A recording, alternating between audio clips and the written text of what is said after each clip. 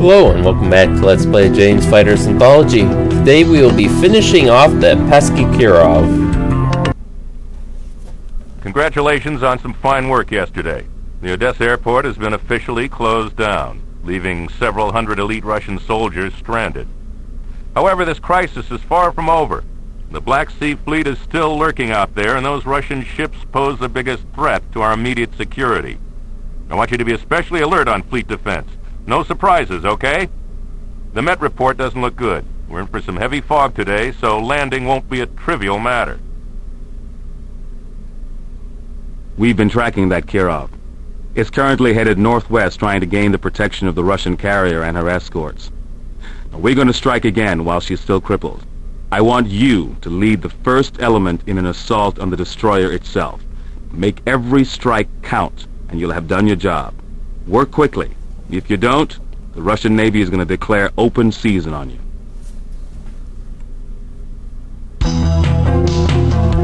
Okay, so we have our mission, and it's going to be foggy, so that's going to be some tough shit for us as far as landings go. Fog of War, USS Eisenhower, CVN 69. Date, April 13th, local time, 0600 hours, weather, fog. Situation, U.S. warplanes delivered a strike on the missile cruiser in the early hours of the morning. The damaged Russian ship is currently attempting to gain the protective zone of her task force. Mission objective, lead a second attack on the Kirov. Order of battle, recommended aircraft FA-18D, recommended weapons AGM-84A, AGM-84E, expression data, ground opposition, SAMs and AAA from the Kirov, air opposition, possibly Yak-141s and Su-27. So, just heading north and coming back. We're a bit further off the coast of Crimea now. You can see our Tomcat is still damaged, and if we took it out, it would basically start with 60% damage, but we're not going to do that for this mission. Now, I do want to issue a correction for the last episode. When what the game refers to as the Tu-26 is indeed a backfire. However, that's not their true designation. It was considered, they were going to give it that designation at one time, but then it got kind of rolled in with the Blinder program.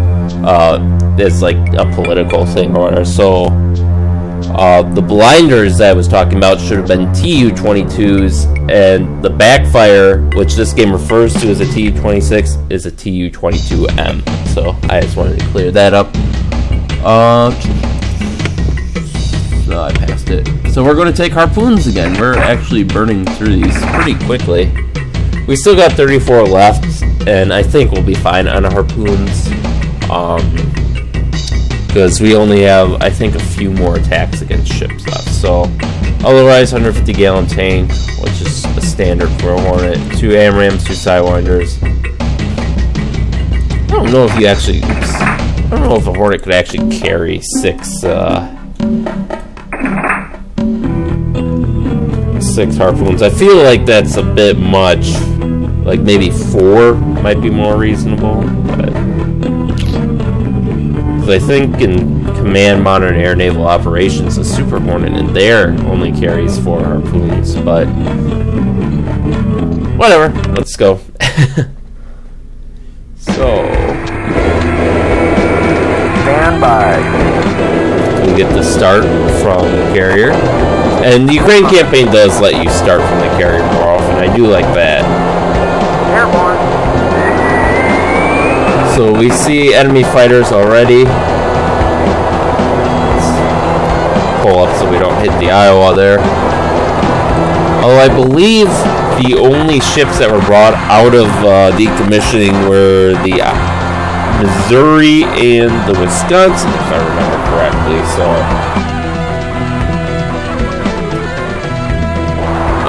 what do we got here? Very experienced Yak-141s. Now, the Yak-141 is a Russian vertical and short takeoff and landing aircraft. Kind of, I think the closest comparison would actually be the F-35B, because that's just one of the ships they have for it. Because actually the engine for the F-35B was developed in part from the Yak-141. after the collapse of the Soviet Union, they ran out of, Yakolov, or whatever the company is called, ran out of money to finish the project. So they teamed with Lockheed Martin, who helped them finish the design, but at least to a degree. But it never really got anywhere, so it remained only a prototype aircraft with no production run. And Lockheed Martin got use of the lift design for the turbofan, which they ended up incorporating into the F-35B as we know it now. So I'm going to have our wingmen engage just so we can be greedy and get the kill shot. Echelon formation.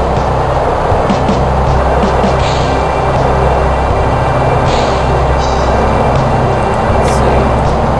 8 miles. 7 miles. I'm taking a shot. Okay, he's taking a shot now. Of course, this is after these yaks have gotten on us, so much as I hate to get into a dogfight or fully loaded, I do want to see what kind of effect that missile 4 miles. 11 o'clock.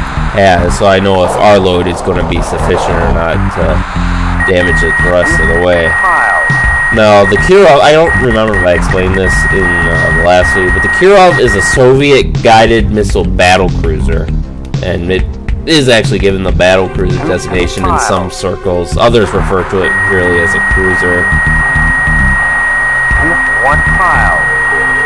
Okay, so Oh, yeah. I think Taking a shot. we can take it out with 3. We're going to have our wingmen take these guys out. We'll take these guys. We should be fairly maneuverable without with half the harpoons under. 12 o'clock time. Turning left. We're throwing jammers. These guys are engaging us first. Impact. Whew, we got it. Okay, so hopefully we can save. It's 12 o'clock time. Attack stand at your 12 o'clock time. Engaging. Okay, so we'll have our wingmen engage the back. There goes our tank, so we're a bit lighter.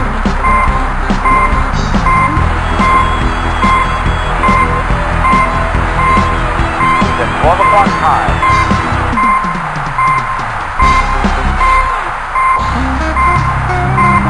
Taking a shot. So if I had known that, I would have taken Next inbound. Drop cap.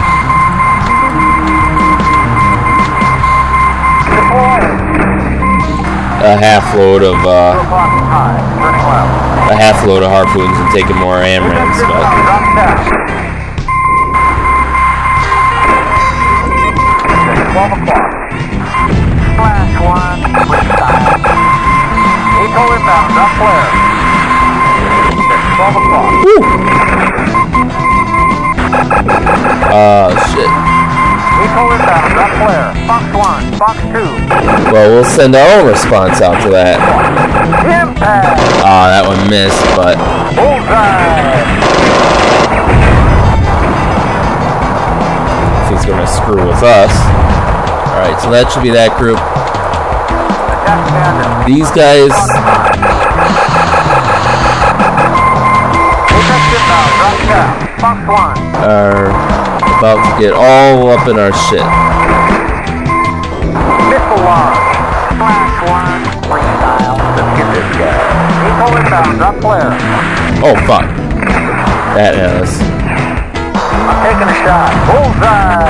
Impact. Eco inbound. Drop flare. So we took a big hit from that. Really, I think in real life, exploding right on the front of us like that would knock us out, but this isn't real life, even with the damage settings set to realistic, apparently. Okay, so let's get this last one. They did hit us pretty hard. Fortunately, that was a lighter warhead. And I suppose it is plausible to some degree, because missiles, they aren't hit to kill. You may have heard the term. Disengage. hit to kill used in certain types of interceptors, and most air-to-air missiles, actually I think all air-to-air missiles are not hit to kill. Instead what they use is a blast fragmentation warhead of some sort normally. Primitive designs, like in the 50s through the 70s, were just a bomb essentially. More advanced designs, like nowadays, can shape the explosion and the fragments a certain way. You may have heard some of that with the buck shoot down of that civilian airliner over Ukraine that the Russians shot down. And, they're able to say, yes, this is a buck of a type used by Russia simply because of the way the blast pattern was on the aircraft, or what was left of it. And that basically enables, and I think the fuses play a role too. The fuses probably weren't as accurate or reliable in earlier times because most missiles use a proximity fuse. They're not direct impact. Whereas nowadays they can probably, since guidance systems are more accurate, they can have,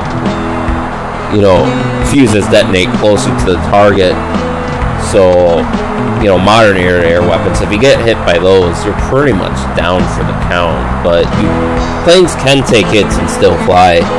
I mean, there was an A-1 Skyraider that took like 100 cannon rounds over Vietnam, and I think there's a hole in the wing big enough for a man to jump through, and she was still flown back to base.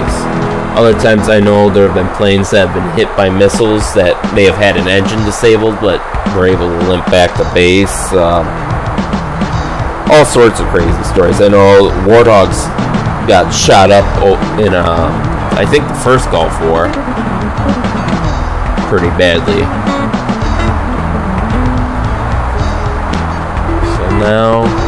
Now we get to the hard part of this mission with the landing. Okay, bring us to our waypoint.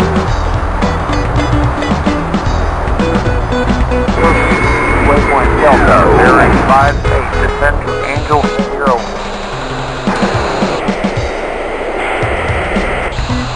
So we're going to be relying entirely on instruments for this. 3,000 feet is fine. Clear to land. Let me make sure.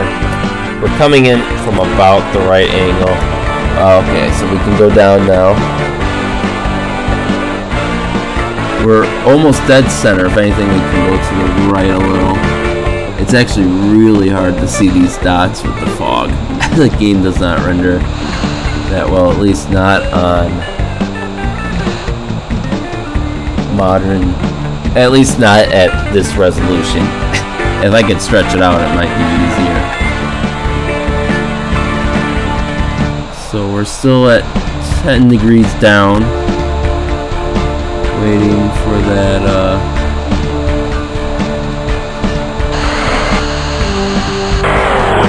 7 knots.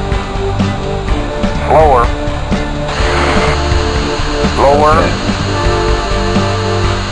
Steady.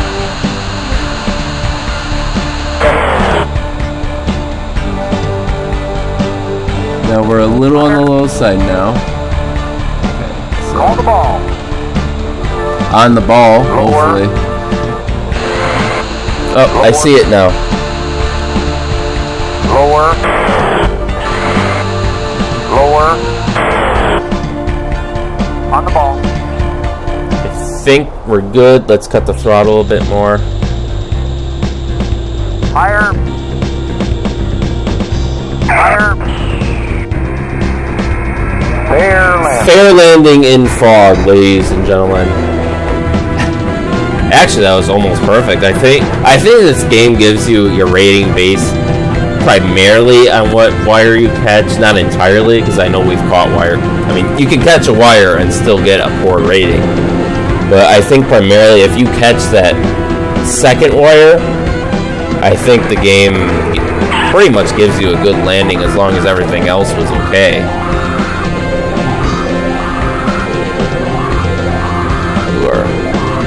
Victory lap.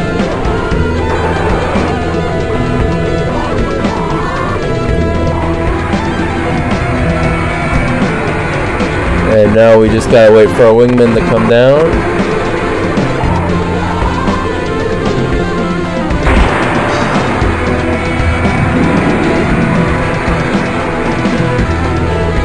Ah, screw it. Close enough. I suppose we could have done a close flyby of the Kirov, but once it was destroyed. And I like how they don't address the fact that we're blowing up a nuclear-powered ship. Oh yeah, before the fighters engaged us, the Kirov is a guided missile battle cruiser that the Soviets made in the late 70s or early 80s, I think. And they are massive. They carry more missiles than even a Ticonderoga-class missile cruiser. And certainly they're very fearsome warships, but since the end of the Soviet Union, they haven't had the funding to keep them in shape. So I think there's really only, of the 4 I think that they made, only 1 is really in any sort of serviceable condition. The rest, I think, more or less just sit in shipyards rotting away. Kind of unfortunate, but I guess that's just the way the world is. So taking this out is going to be a huge boon to our task force, because they carried probably dozens of anti-ship cruise missiles, and since, thanks to our last mission, they weren't able to get a good lock on us to launch those,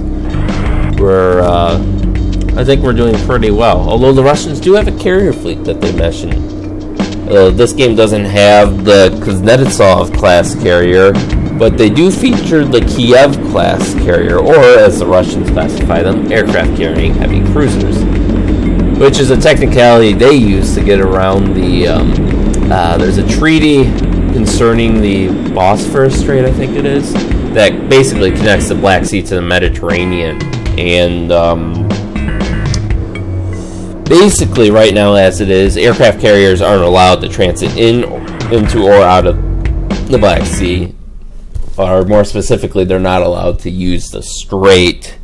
And the Russians get around this by calling their Kuznetsov an aircraft carrying heavy cruiser, so that way they can technically go through. And in a sense, their definition is correct too.